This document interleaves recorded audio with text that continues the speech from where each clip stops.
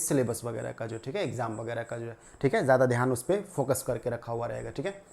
तो thermal radiation जिसका हम इंट्रोडक्शन ऐसे जो है नॉर्मली आपको दे चुके थे उस वाले चैनल पे, जो यूनिवर्सिटी फिजिक्स वाला चैनल है उस पर दिया हुआ है, ठीक है। तो आप उस पर इंट्रोडक्शन वगैरह जो है ऐसे देख सकते हैं। हम हल्का एक जानकारी जो है एक ब्रीफ में हम अभी फिलहाल में हम आपको दे रहे हैं एक्चुअली जो है कि थर्मल रेडिएशन जो हम लोग स्टार्ट किए थे, नॉर्मली ये थर्मल फिजिक्स का आपको जो है टॉपिक रहा करता है। ये पार्ट 1 वाले के लिए इंपॉर्टेंट रहा करता है। हीट एंड थर्मोडायनेमिक्स के सेक्शन में प्राय ये आपको मिला करता है, ठीक है। कुछ लोगों के सिलेबस में ये थर्मल फिजिक्स के भी नाम से रखा हुआ रहता है, ठीक है। तो ये पार्ट 1 में अधिकतर लोगों के यूनिवर्सिटी में रहता है, खास करके जो बिहार में एक्चुअली हैं, चाहे आप पाटलिपुत्रा यूनिवर्सिटी के हों, पटना यूनिवर्सिटी के हों, मगध यूनिवर्सिटी के हों, LNMU के हों, BN मंडल को, XYZ और भी जो भी आपके हैं, ठीक है। हम सबका तो नाम नहीं ले पाएंगे तो अभी फिलहाल में, तो आप सभी की यूनिवर्सिटी में से किसी के भी हो, नॉर्मली जो है बिहार के जो भी यूनिवर्सिटी रहते हैं, हीट एंड थर्मोडायनेमिक्स उसके फर्स्ट ईयर में पार्ट 1 में रहते हैं, ठीक है। तो ये उसी का टॉपिक है। थर्मल रेडिएशन क्या होता है इसके बारे में हम आपको जानकारी दिए थे, ठीक है, कि जैसे रेडिएशन जो रहता है क्या रहता है हम आपको पहले बता चुके थे, ठीक है। आपको मालूम भी होगा ऐसे जो है कि जैसे 3 मोड होते हैं नॉर्मली हीट ट्रांसफर होने का। जैसे कंडक्शन मोड होता है, कन्वेक्शन मोड होता है, वैसे ही रेडिएशन मोड होता है। जैसे हीट एनर्जी, सपोज कर लीजिए कोई हीटर वगैरह जल रहा है तो जरूरी नहीं कि आप उसको टच करिएगा तभी आपको हीट का एहसास होगा, ठीक है। जैसे मान लीजिए पेन गर्म है, ठीक है, तो पेन गर्म है तो नॉर्मली इसको टच करिएगा तो आपको एहसास होगा। ये अलग बात है कि बॉडी जो है बहुत ज़्यादा गर्म रहेगा तो दूर से भी आप हल्का हाथ ऐसे करिएगा तो आपको एहसास होने लगेगा। तो दूर से जो आपके पास हीट एक्चुअली आ रहा है, ठीक है, तो वो थर्मल एनर्जी जो है नॉर्मली वो इलेक्ट्रोमैग्नेटिक वेव्स के फॉर्म में आपके पास आता रहता है और उसी को हम लोग जो है रेडिएशन बोला करते हैं। तो आप एक तरह से नॉर्मल रूप में आप बोल सकते हैं कि रेडिएशन क्या है, एक तरह से इलेक्ट्रोमैग्नेटिक वेव है, ठीक है, जो कि जिसके सहारे जो है, ठीक है, एनर्जी जो है मूव करता है एक जगह से दूसरी जगह। कौन सा एनर्जी? थर्मल एनर्जी, ठीक है।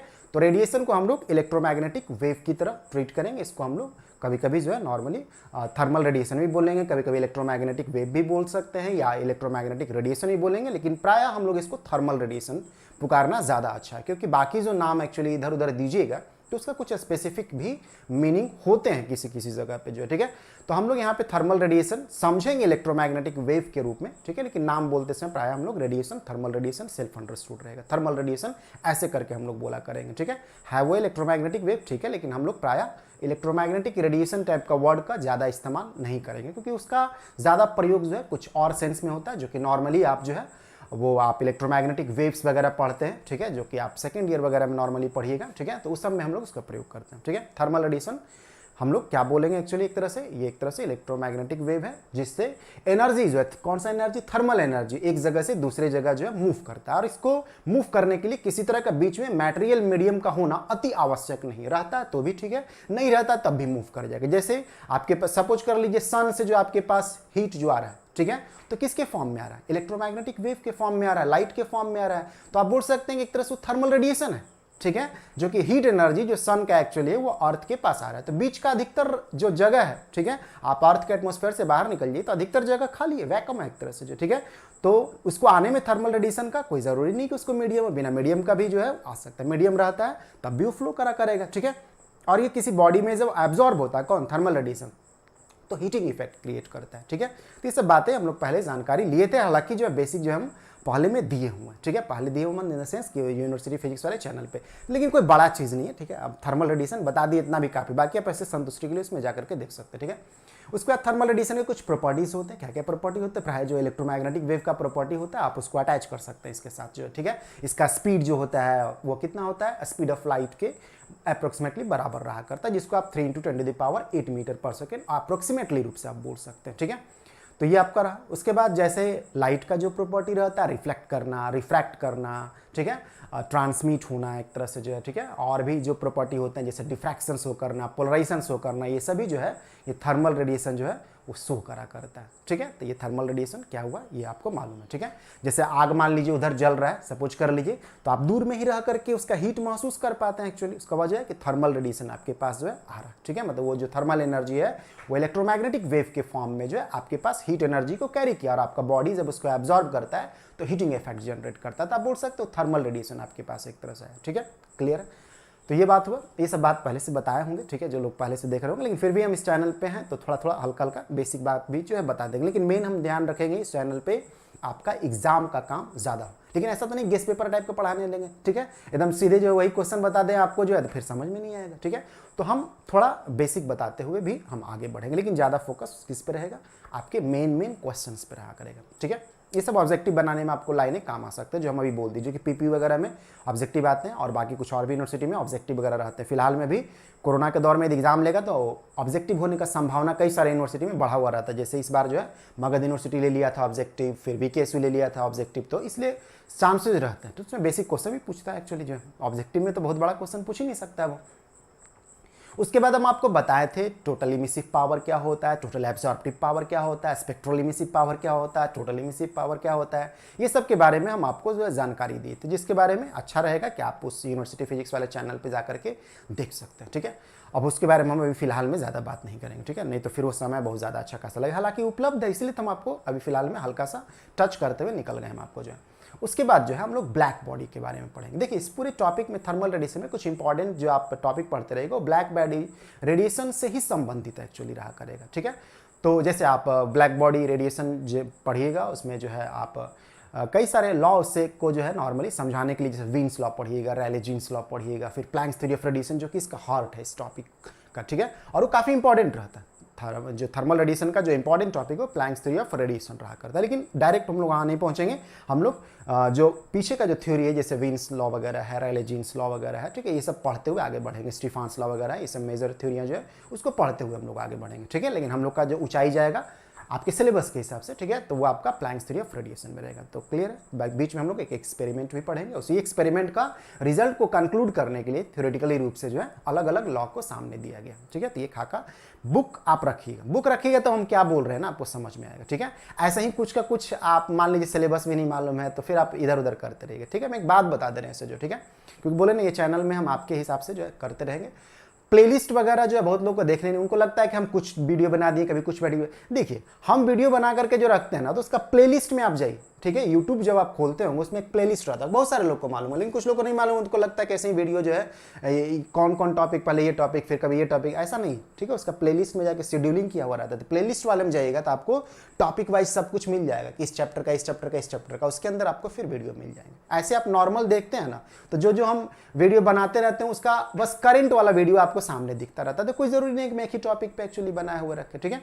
जैसे उस वाले पे जो अब कोई कुछ टॉपिक पे बोलते, कुछ टॉपिक पे कुछ टॉपिक, तो हम लोग को नॉर्मली जो है अलग अलग टॉपिक को चुनना समझिए कि वो जरूरत भी रहता है, ठीक है। फिलहाल में लेकिन अब इस पे जो हम लोग करेंगे, ठीक है, हम कुछ टॉपिक को तो हमेशा कंटिन्यू रखेंगे, बाकी हम टॉपिक सेलेक्ट करें वो डिपेंड करेगा लोगों के डिमांड पे, लेकिन कुछ टॉपिक हम हमेशा फिक्स रखेंगे। जैसे ये आपका फर्स्ट ईयर का जो है तो हीट एंड थर्मोडायनेमिक्स का उतना समय तक हम आपको अच्छी तरह से पढ़ा देंगे जिससे हीट एंड थर्मोडायनेमिक्स का सेक्शन पूरा हो जाए, ठीक है। उसके बाद हम आगे बढ़ेंगे एक्चुअली से, ठीक है, कम से कम एग्जाम आपका पूरी तरह से सेफ हो जाए, ठीक है।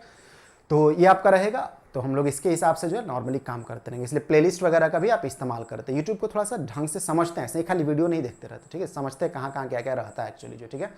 तो ये बात हुआ। अब हम लोग थोड़ा सा टॉपिक के बारे में आते हैं। ब्लैक बॉडी एक्चुअली क्या रहता है, इसके नाम से ही आपको लग रहा है कुछ ब्लैक बॉडी टाइप का, कुछ ब्लैक बॉडी, लेकिन हाँ इसमें कन्फ्यूजन नहीं होना है। वो जो आप ब्लैक होल पढ़ते रहते हैं ना, ठीक है, ब्लैक होल के बारे में जिसके बारे में बहुत ज़्यादा नाम सुनते रहते हैं एक्चुअली, ठीक है, कॉस्मोलॉजी वगैरह में जो है, ठीक है, यूनिवर्स का जो सेलेस्टियल बॉडी है उससे कन्फ्यूज इसको बिल्कुल ही नहीं करना, ठीक है। वो ब्लैक होल है, ये ब्लैक बॉडी के बारे में हम लोग पढ़ने वाले हैं, ब्लैक बॉडी के बारे में, ठीक है। तो ब्लैक बॉडी अब ध्यान रखिएगा कि ब्लैक बॉडी के बारे में हम लोग पढ़ने वाले हैं। तो ब्लैक बॉडी एक्चुअली क्या होता है, ये एक तरह से थर्मोडायनेमिकल बॉडी आप बोल सकते हैं, ठीक है, जो कि कोई भी तरह का ये एक ऐसा आइडियल बॉडी है एक्चुअली। आइडियल बॉडी मतलब आदर्श टाइप का, ठीक है, मतलब परफेक्ट टाइप का कुछ सिचुएशन को हम लोग समझते हैं इसमें। तो ये एक ऐसा बॉडी है जिसपे किसी भी तरह का थर्मल रेडिएशन चाहे कोई भी वेवलेंथ का हो, यदि इस पर फॉल कर जाता है, सपोज कर लीजिए कोई बॉडी है, ठीक है, ऐसा बॉडी है जिसपे कोई भी थर्मल रेडिएशन यदि फॉल कर रहा है किसी भी वेवलेंथ का, तो वो बॉडी जो है एक्चुअली वो सारा का सारा थर्मल रेडिएशन को एब्जॉर्ब करने में सक्षम हो जाए, सारा का सारा एब्जॉर्ब कर ले। तो एब्जॉर्ब कर लेगा तो फिर हम लोग वैसे बॉडी को हम लोग जो है ब्लैक बॉडी बोला करते हैं, ठीक है। तो ऐसा condition normally perfect black body के साथ होता है। आपको मालूम है कि नेचर में परफेक्ट नाम का चीज़ें प्राय एग्जिस्ट नहीं करता है, वो हम लोग का वैचारिक सोच रहता है एक्चुअली जो, ठीक है। हाँ एग्जिस्ट ऐसा नहीं कि मतलब अब एकदम पूरी तरह से बोल सकते हैं कि एकदम ही एग्जिस्ट नहीं करे, वो दायरा आपका जो एक तरह सीमित रहता है कि हाँ आप इस जोन में बोलिएगा तो उसको परफेक्ट बोल सकते हैं, वरना पूर्ण परफेक्शन प्राय प्रायः जो है, ठीक है, हम लोग फिजिक्स के दृष्टि से आगे बढ़ करके हम लोग देखेंगे कि हम लोग पूर्ण परफेक्शन जो है एक आइडियलाइज्ड कॉन्सेप्ट रहता है, ठीक है, मतलब आप उसको सोचते हैं वैचारिक रूप से, कैसे फ्रिक्शनलेस सरफेस बोलते हैं, कोई भी सरफेस है तो प्रायः फ्रिक्शनलेस नहीं रहता है, लेकिन आप किस ना एक्सटेंट पे जाकर उसको फ्रिक्शनलेस मान रहे हैं इस पे डिपेंड करता है। आप जो है मासलेस स्ट्रिंग के बारे में पढ़ते हैं, कोई भी स्ट्रिंग है तो उसका मास तो होगा ही नॉर्मली, जो इलेक्ट्रॉन का जब मास जब आप जो है देते हैं एक तरह से, तो फिर स्ट्रिंग वगैरह का तो मास होगा, लेकिन वो दायरा कि आप कितना तक में उसको जो है लगभग नेग्लेक्ट करने वाले उस पर भी डिपेंड करता है, ठीक है।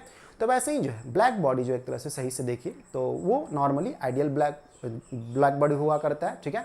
तो एक ऐसा बॉडी हुआ करता है जिसपे आप किसी भी तरह का रेडिएशन को यदि आप फॉल कराइएगा, ठीक है, तो वो एब्जॉर्ब करने के लिए सक्षम होता है, थर्मल रेडिएशन जो है, ठीक है, किसी भी वेवलेंथ का एक्चुअली रहे, कहने का मतलब ये तो एब्जॉर्ब कर लेता है। तो जाहिर सी बात है आप कोई मतलब रेडिएशन उस पर भेज रहे हो, सारा एब्जॉर्ब कर ले रहा है, लाइट भी भेजिएगा सपोज कर लीजिए, ठीक है, तो वो एब्जॉर्ब ही कर ले रहा है सारा का सारा, तो आपको नहीं दिखेगा ना वो एक्चुअली, ठीक है, या ब्लैक टाइप का फीलिंग देगा आपको, मतलब एब्सेंटिज्म ऑफ लाइट का एक्चुअली फीलिंग देगा, ठीक है, तो इसलिए इसको हम लोग ब्लैक बॉडी बोला करते हैं, ठीक है। तो ऐसे बॉडी को हम लोग ब्लैक बॉडी बोलते हैं, जो कि परफेक्टली ब्लैक बॉडी प्रायः नेचर में अधिकतर देखने को नहीं मिलता है, खास करके हम लोग जो नॉर्मल जो अर्थ पे काम करते रहते हैं लैब वगैरह में, वैसे में परफेक्टली ब्लैक बॉडी प्रायः नहीं रहा करता, लेकिन फिर भी जो ज़्यादा क्लोजली रूप से जो है परफेक्शन की ओर बिहेव कर रहा हो, ज़्यादा से ज़्यादा जो है उसके पास जो है बिहेवियर ब्लैक बॉडी की तरह हो, तो उसको हम लोग नॉर्मली परफेक्ट ब्लैक बॉडी की तरह ट्रीट कर लेते हैं, जो कि आप पढ़िएगा कुछ हम लोग प्रैक्टिकल वाला ब्लैक बॉडी के बारे में भी पढ़ेंगे, जैसे वीन्स ब्लैक बॉडी वगैरह के बारे में, ठीक है। तो ये बात हुआ। अब ब्लैक बॉडी से रिलेटेड जो है ना कुछ एक्सपेरिमेंट किए गए, ठीक है, तो कुछ एक्सपेरिमेंट किए गए, तो उसके आधार पे कुछ ग्राफिकल एक्चुअली जो कंक्लूजन लिए गए, लेकिन उसका थ्योरी लोगों को नहीं पता था, उसके पीछे का कौन सा फॉर्मूला से इस ग्राफ को ला करके दिया जाए, ठीक है, जिसको आप पढ़िएगा ल्यूमर एंड प्रिंसिम एक्सपेरिमेंट पढ़िएगा, तो उसमें देखा गया ग्राफ को नॉर्मली जो है रेडिएशन का जो एनालाइज किया गया, ठीक है, रेडिएशन का जो एनर्जी डेंसिटी उसको एनालाइज किया गया with respect to wavelength, with respect to frequency, तो उसका जो ग्राफिकल एक्चुअली जो नेचर आया, ठीक है, प्रैक्टिकली रूप से उसको थ्योरेटिकली बोलने का फार्मूला के आधार पर, ठीक है, उसको एक्सप्लेन करने के लिए तरह तरह लोग जो है अपना लॉ लाए, जैसे वीन्स लॉ लाए, रैले जीन्स लॉ लाए, फिर लास्ट में प्लैंक्स थ्योरी के द्वारा सारा बात जो है रिजॉल्व कर दिया गया, ठीक है, तो ये आपको रहा करता है। अब हम लोग जो है थोड़ा सा जानकारी जो है किरचॉफ्स लॉ ऑफ रेडिएशन पे ले रहे हैं, ठीक है, किरचॉफ्स लॉ ऑफ रेडिएशन, ठीक है।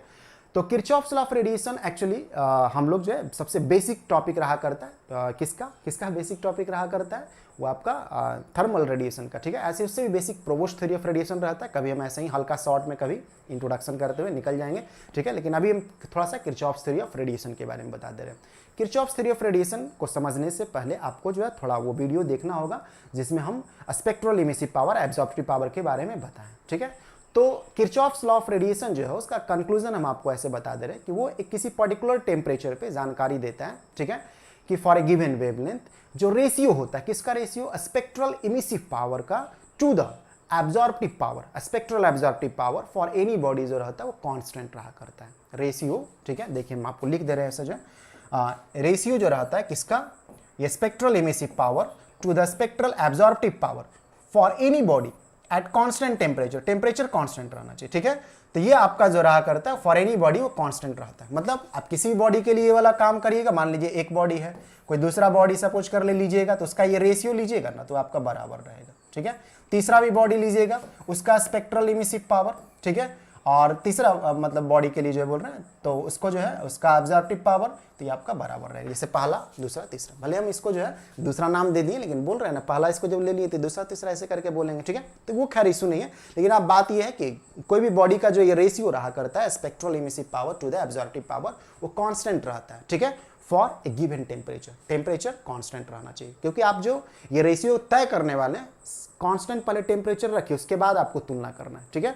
तो जब आप ऐसा काम करना स्टार्ट करिएगा तो ये रेशियो आपको जो है कांस्टेंट मिला करता है, ठीक है।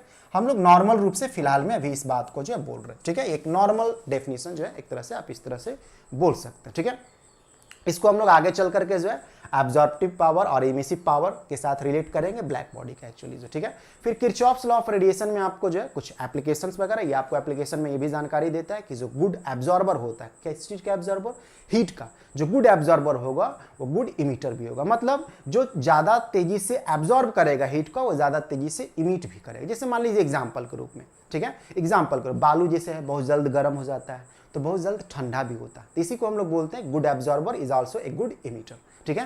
तो आप ऐसा उम्मीद जो है ब्लैक बॉडी के साथ भी करते हैं, क्योंकि ब्लैक बॉडी जो है एक गुड एब्जॉर्बर है, थर्मल रेडिएशन को एब्जॉर्ब कर ले रहा है, तो उसके पास आप ये भी उम्मीद करिएगा जो है वो गुड एमिटर भी है एक्चुअली। ठीक है, तो हम लोग सब डिस्कस करेंगे। अभी जो हम लोग थोड़ा बात कर रहे हैं, आपको एक हल्का पिक्चर जो है दे रहे किरचॉफ्स लॉ ऑफ रेडिएशन का। ठीक है, फिर इसका जो एप्लीकेशन है किरचॉफ्स लॉ ऑफ रेडिएशन का आपको रहा करता है क्या, तो जैसे आप एक्सप्लेन कर सकते हैं कि जो मरुस्थल जो एरिया रहा करता है, जो डेजर्टी रीजन रहा करता है, ठीक है, रेगिस्तान जो रहा करता है, वहाँ पे दिन गर्म रहता है, लेकिन जो रात होता है खास करके जो मिड नाइट होता है वो काफ़ी ठंडा रहता है। ठीक है, तो बालू के वजह से एक्चुअली, क्योंकि बालू क्या है एक्चुअली, ठीक है, वो गुड एब्जॉर्बर है, तो दिन में वो बहुत ज़्यादा हीट को एब्जॉर्ब कर लेता है, आसपास का वातावरण गर्म हो जाते हैं। ठीक है, फिर जो है वो इमीटर भी है, तो शाम ढलने के बाद वो अपना हीट को इमिट करके जो है समझिए upper surface of the atmosphere वाले में जो एक तरह अपर एटमॉस्फेयर के नहीं, कहने का मतलब जो नॉर्मल आपका इन्वायरमेंट है उसके हीट को जो ऊपर की ओर लेके चला जाता है। ठीक है, तो जब ऊपर चला जाता है तो आप मान के चलिए कि आसपास का इन्वायरमेंट क्या हो जाएगा, थोड़ा कूल्ड हो जाएगा। हम थोड़ा सा बात करेंगे उसके बारे में, अभी बोले ना हल्का हल्का हम आपको एक जानकारी दे दे रहे हैं। ठीक है, हल्का इन टुडे स्पीकर दे रहे हैं, इसी बीच आप सब जानकारी भी ले लीजिएगा। फिर हम लोग ये तो एक नॉर्मल उदाहरण हो गया। फिर हम लोग पढ़ेंगे D1 D2 लाइन के बारे में। ठीक है, जो कि आपका सोडियम का जो है आपका लाइन रहा करता है, हम लोग इसके बारे में पढ़ेंगे। सोडियम का जो है ये लाइन रहा करता है D1 D2 लाइन, ठीक है, ये क्या रहा करता है, ठीक है, इसके बारे में हम लोग बात करेंगे। तो इसके बारे में भी आप जानकारी जो है, ठीक है, वो दे सकते हैं किसके द्वारा, किरचॉफ्स थ्योरी ऑफ रेडिएशन के द्वारा जो, ठीक है। फिर उसके बाद हम लोग फ्राउनहोफर लाइंस के बारे में पढ़ेंगे, फ्राउनहोफर लाइंस जो रहा करता है क्या रहता है, तो इसका भी एक्सप्लेनेशन जो हम लोग किससे दे सकते हैं, वो हम लोग किरचॉफ्स थ्योरी ऑफ रेडिएशन से। तो किरचॉफ्स थ्योरी ऑफ रेडिएशन में आपको नॉर्मली या किरचॉफ्स लॉ ऑफ रेडिएशन में आपको स्टेटमेंट के बारे में जानकारी रखना रहता है, ठीक है। उसके बाद उसको प्रूफ करने के लिए आपसे बोला जा सकता है, और उसका एप्लीकेशन, तो इसका प्रूफ बहुत बड़ा नहीं, बहुत छोटा एक्चुअली प्रूफ है, ठीक है। हम लोग आगे उसको प्रूफ कर लेंगे, ठीक है।